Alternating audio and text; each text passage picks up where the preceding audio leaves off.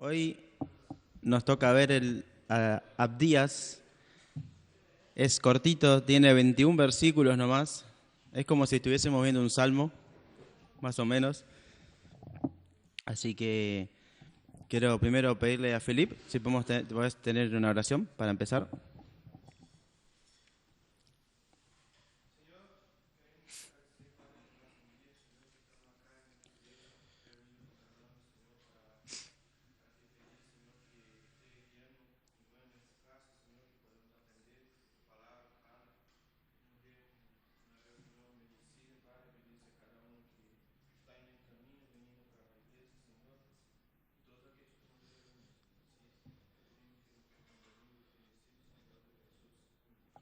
Amén. Gracias, Felipe. Y para empezar me gustaría pedirte, David, si podés leer Abdías, que es cortito.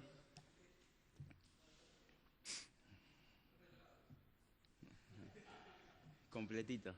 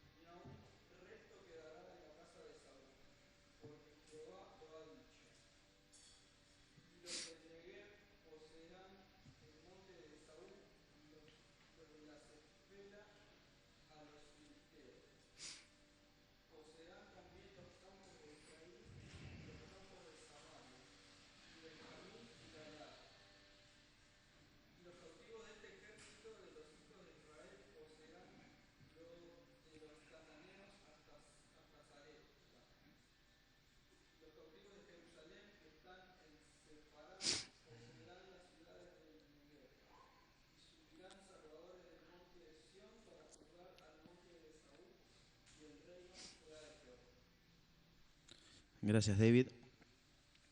Bueno, este libro de Abdías, no sé, tiene su base en la profecía que se hace en Amós 9:12, donde profetiza que Israel va a tener dominio sobre los edomitas, o sea, sobre Edom.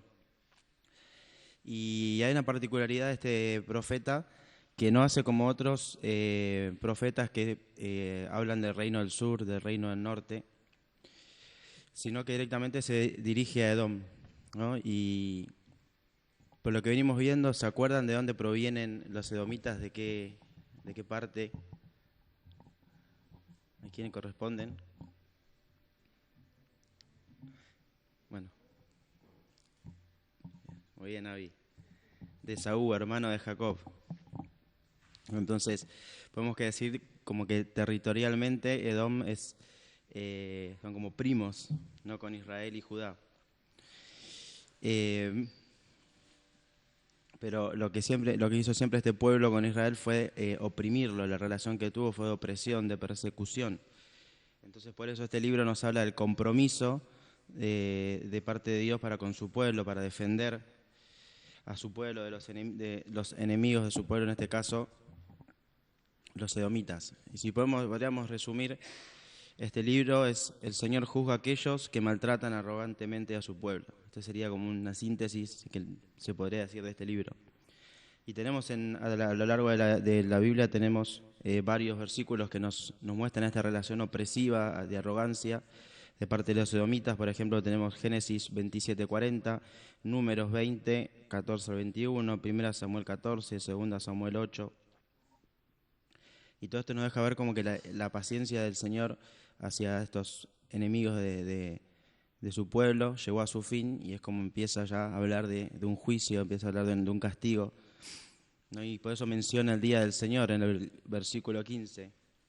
Nos habla de esto: el día del Señor es el día final donde vamos a tener que rendir cuentas. Entonces van a tener que rendir cuentas por este maltrato, por esta arrogancia contra su pueblo. Y va para todas las naciones, ¿no? Como dice el versículo 15. Y ahora pasamos a la primera parte que se divide en los versículos 1 al versículo 9, donde nos habla, ¿no? de esta destrucción, de este juicio, ¿no? Como la sentencia para los edomitas. Y vemos en los versículos 4 que dice así: aunque te remontes como el águila y aunque entres entre las estrellas, pongas tu nido, de allí te derribaré, declara el Señor. Después tenemos anteriormente el versículo 2 también: he aquí, te haré pequeño entre las naciones, despreciado eres en gran manera. Nos dando una pauta, ¿no? de lo que el Señor va a hacer con este pueblo, de lo que ya está decidido a hacer con este pueblo. Como dije anteriormente, por el trato que tuvo con su pueblo, por el maltrato, por la presión, por la persecución que tuvo para su pueblo. Y esto, como menciona en el versículo 15, todas las naciones, o sea, cada nación es responsable ante Dios por sus actos. Eso va a ser en el día del Señor, en el último día, en la presencia de Dios. Van a tener que rendir cuenta de sus acciones. Y vemos, ¿no? que estos primeros versículos nos hablan del juicio, nos hablan del castigo, de rendir cuentas, ¿no? Y es algo que nos lleva a pensar que le está hablando a naciones vecinas, ¿no? del pueblo de Israel, y llevándolo hoy a la realidad. O sea, nosotros también tenemos nuestros vecinos, estamos en distintas situaciones, estamos con gente, y obviamente no podemos empezar compartiendo el Evangelio de esta manera, ¿no? Hablando de un juicio, hablando o sea, yendo directamente a eso. Pero sí nos debe llevar a pensar esto, a tener conciencia de lo que a esas personas les espera, que van a tener que rendir sus cuentas por no tener en cuenta a Dios, por no buscar a Dios, por no considerarlo. Y eso debería llevarnos a tener una carga, un peso por esas personas, de predicar el Evangelio. Obviamente, en parte, predicar el Evangelio obviamente habla del juicio, de la ira de Dios, pero también debemos entender que no todas las personas tal vez entiendan de entrada eso, y es importante saber cómo compartirlo, pero sí que esto nos genere esa necesidad, ¿no?, de compartir el Evangelio. En la segunda parte de esto, que es de los versículos 10 al 14, nos habla de la acusación de por qué Dios hace este juicio, esta sentencia contra Edom. Y voy a pedirte, Felipe, si podés leer los versículos 3 y 4.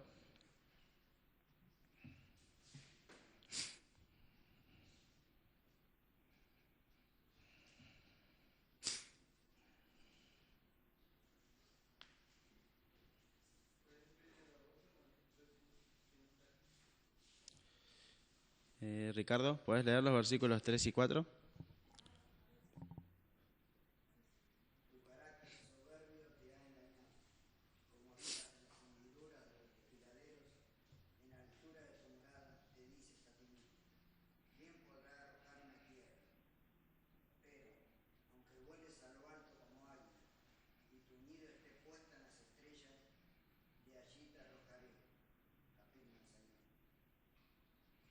Nos vemos ahí ese orgullo por el cual el Señor castiga a Edom, ese orgullo que llevó a creerse invencible, a creerse que nada lo puede detener, que nada puede poner fin a su opresión contra su pueblo, y es el motivo por el cual el Señor decide castigar a este pueblo. Y eso también nos lleva a entender y ver que Dios se preocupa por su pueblo, Dios se preocupa por los suyos. No es que cualquier persona va a hacer lo que quiera con su pueblo, sino que Él es el que los defiende, Él es el que está detrás de todo eso. Y eso lo vemos en los versículos 10 y 11, que le voy a pedir ahora a Joelito, si puedes leer.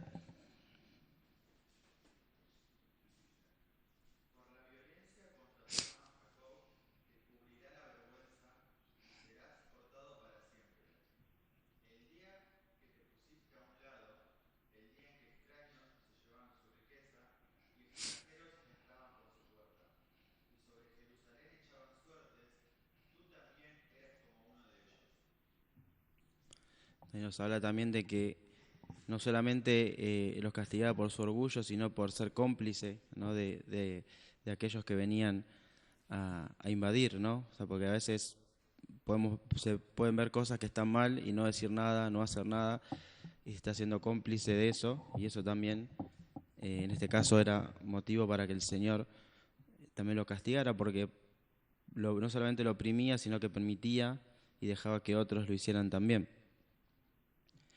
Y ahí vemos una vez más cómo el Señor no deja pasar esas cosas. No es que dice, vos no hiciste nada en este caso, hicieron otros, pasá tranquilo, no vas a tener ningún castigo, sino que voluntariamente, a propósito, digamos, hacían esas cosas, y el Señor fue justo, porque es un Dios justo, y castigó también por eso a Edom. Y acá son algunas preguntas que tengo, es como que son las siguientes. ¿Alguna vez has sido perseguido? ¿Has estado desanimado? ¿Se han burlado de tu fe? ¿Has vivido en un país donde predicar la palabra de Dios era ilegal? Tal vez en muchas de esas cosas no.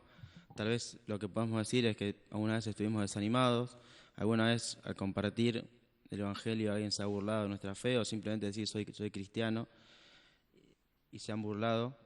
No, pero como decía anteriormente, Dios se preocupa por su pueblo, y esas cosas el Señor está presente. Por eso el fin de este libro es fortalecer nuestra fe cuando es débil. No saber que tenemos un Dios que se preocupa, un Dios que, por más de que no veamos una respuesta en el momento, sabemos que Dios está y que va a responder a su tiempo y a su manera, no a los nuestros. Y eso es algo que nos nos da esperanza, nos fortalece nuestra fe y nos lleva a entender la justicia de Dios y la justicia soberana de Dios. Y por último, los versículos 17 al 21 nos habla, ¿no?, de, digamos, el resultado de todo esto, que ya es cuando el Señor nos habla de la venida del Señor, cuando Él venga, cuando ya esté todo consumado y se establezca el pueblo de Dios, en su presencia, todo su pueblo unido. Y es algo que es bueno pensar porque nos trae una esperanza muy grande en medio de las cosas que estamos atravesando, que podemos atravesar en este momento.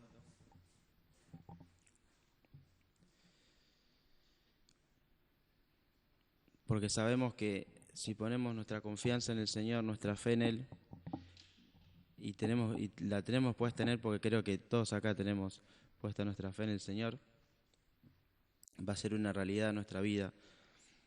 En un futuro vamos a estar con Él, vamos a ser parte del reinado del Señor.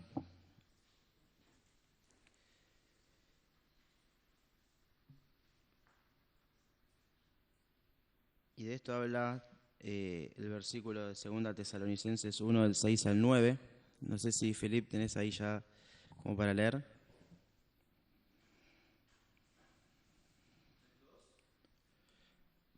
Segunda Tesalonicenses 1, del 6 al 9.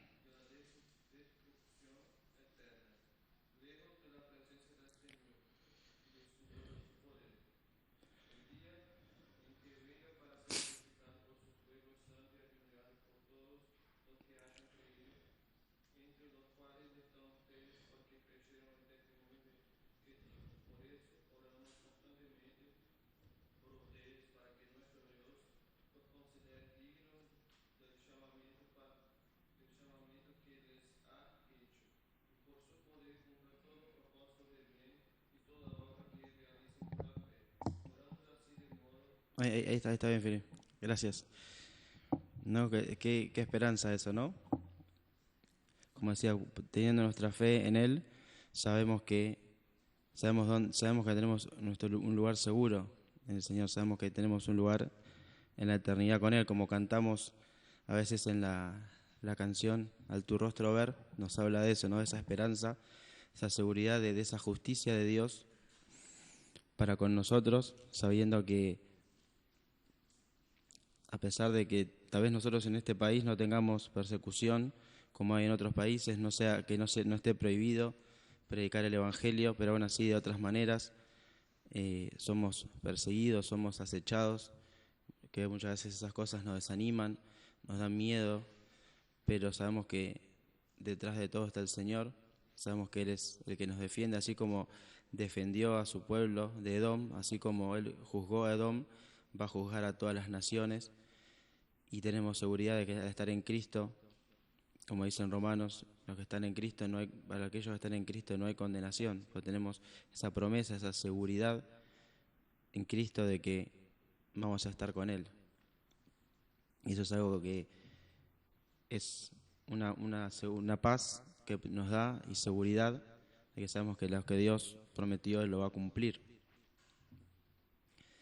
Y eso es básicamente lo que habla este profeta, que es cortito, son 21 versículos nomás. Y para recapitular, tenemos los primeros 9 versículos que nos dicen el por qué Dios juzgó a Edom, Después tenemos los motivos por lo cual lo hizo, y el fruto de todo eso es la restauración de su reino en la eternidad junto con el Señor. Así que con eso, digamos, concluimos el libro de Abdías, algo muy cortito, como mencioné. Así que voy a pedirle a Ricardo si puede cerrar con una oración.